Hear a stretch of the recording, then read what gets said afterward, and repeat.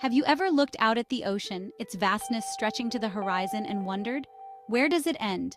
What if we hopped in a boat and just kept going, farther than anyone ever has before? Could we circumnavigate the globe without touching land? It's a question that has intrigued adventurers and explorers for centuries. The answer, like the ocean itself, is deceptively simple yet full of complexities. The farthest point by water, we discover, isn't a specific location but rather a concept. It's about the journey, the challenge of pushing boundaries and testing the limits of human endurance. It's about embracing the unknown and returning with stories that leave landlubbers wide-eyed with wonder. So, are you ready to set sail on this hypothetical adventure? Let's cast off! First things first, we need a plan. And no, sail that way until you can't anymore won't cut it. We need maps, charts, those fancy nautical GPS thingamajigs. Our journey will take us across vast stretches of open ocean, through treacherous straits, and past remote islands most people couldn't find on a map. We'll need to chart a course that maximizes favorable winds and currents, avoids known hazards like reefs and shipping lanes, and maybe even includes a pit stop or two for supplies. This is no weekend fishing trip. This is hardcore exploration. And while technology can certainly lend a hand, there's something to be said for the old-school methods of celestial navigation. Learning to read the stars, just like the ancient mariners, now that's impressive. Packing for this trip? A bit more complicated than stuffing a swimsuit and a couple of paperbacks in a duffel bag. We're talking months at sea, folks. We'll need enough provisions to keep a small army fed, enough water to quench the thirst of a desert caravan, and enough entertainment to prevent us from going stir-crazy before we reach the halfway point. And let's not forget the essential gear: life rafts, flares, first aid kits, tools for repairs, spare sails, ropes, fishing gear, and probably a whole bunch of other stuff I'm forgetting. Did I mention this journey is a tad demanding? It's not for the faint of heart, that's for sure. But hey, who needs a heart when you've got the spirit of adventure, right? All right, time to talk vessels. Forget your flimsy inflatable rafts and your rickety rowboats. We're going to need a ship, a proper seafaring vessel, something sturdy enough to withstand the ocean's tantrums and spacious enough to accommodate our crew and all our gear. A sturdy sailboat, perhaps a ketch or a schooner, would be ideal. They're designed for long-distance voyages, harnessing the power of the wind to propel them across the waves. Plus, there's something undeniably romantic about sailing, isn't there? The creak of the hull, the snap of the sails, the salty spray of the ocean, pure magic. Of course, a modern motorized yacht would be more comfortable. But where's the sense of adventure in that? Section 5. The open sea beauty, boredom, and everything in between. So we're out on the open ocean, surrounded by nothing but water as far as the eye can see. The land has dwindled to a distant memory, and all around us stretches the endless blue horizon, a vast expanse that seems to go on forever. It's beautiful, awe-inspiring, a symphony of blues and greens constantly shifting under the vast dome of the sky. The colors are so vibrant, they almost seem unreal. We might spot whales breaching, their massive bodies breaking the surface in a majestic display, dolphins dancing in our wake, playful and full of life, flying fish skittering across the waves, their silvery bodies catching the sunlight as they glide. We'll witness sunsets that set the sky ablaze with hues of orange, pink, and purple, and star-filled nights that make you realize just how small we are in the grand scheme of things. The Milky Way stretches across the sky, a reminder of the vast universe beyond. But the ocean can also be a harsh mistress, unpredictable and unforgiving. Days will blur into weeks, weeks into months, as the monotony of the sea takes hold. There will be moments of sheer boredom, where the endless expanse of water seems to stretch on forever, punctuated by moments of sheer terror. We'll get to those later.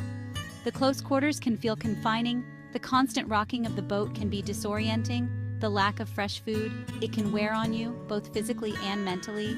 But that's all part of the experience, isn't it? The challenges make the journey worthwhile. It's about testing our limits, both physical and mental, pushing ourselves to see what we're truly capable of. Section 6. The doldrums. When the wind takes a vacation, remember those favorable winds we were talking about? The ones that fill our sails and push us forward with a sense of purpose and adventure? Well, sometimes the wind, like a fickle friend, decides to take an extended vacation, leaving us in a state of serene stillness. This, my friends, is what sailors call the doldrums. areas in the ocean where the winds are frustratingly calm or non-existent.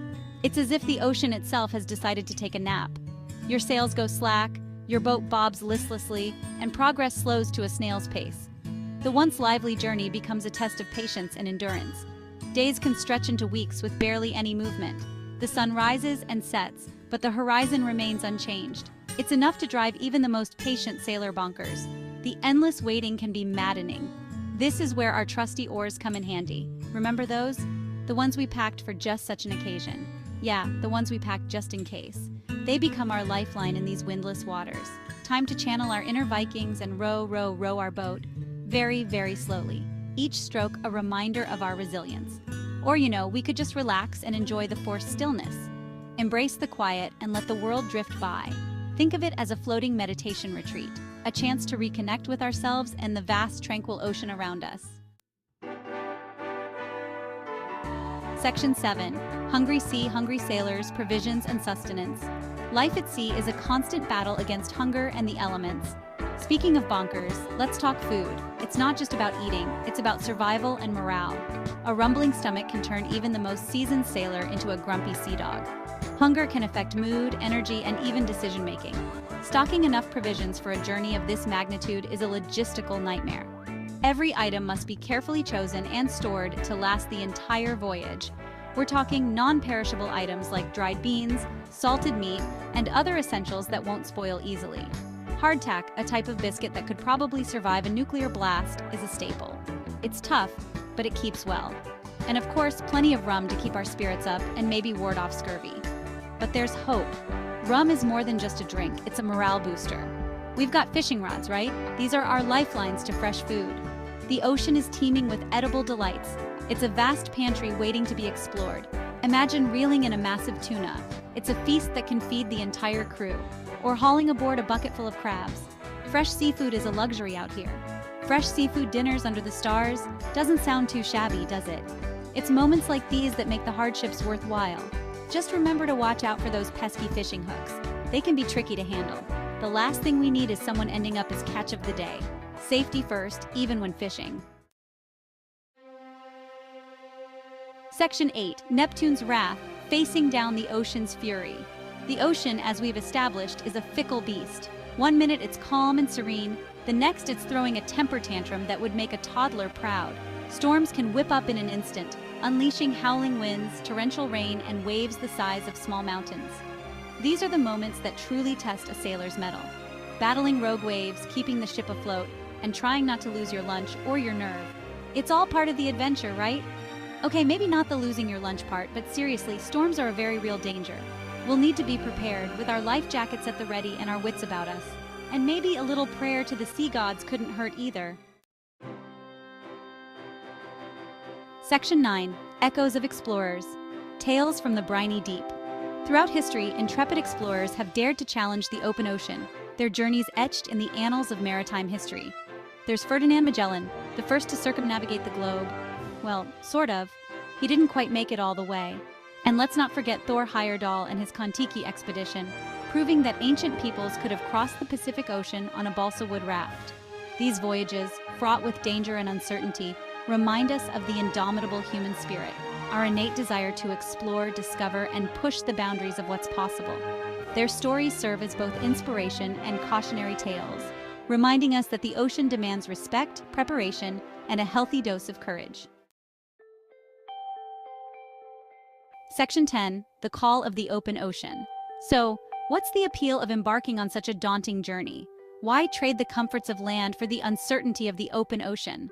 Perhaps it's the allure of the unknown, the chance to witness the raw, untamed beauty of our planet. Maybe it's the challenge itself, the desire to test our limits and prove to ourselves that we're capable of more than we thought possible.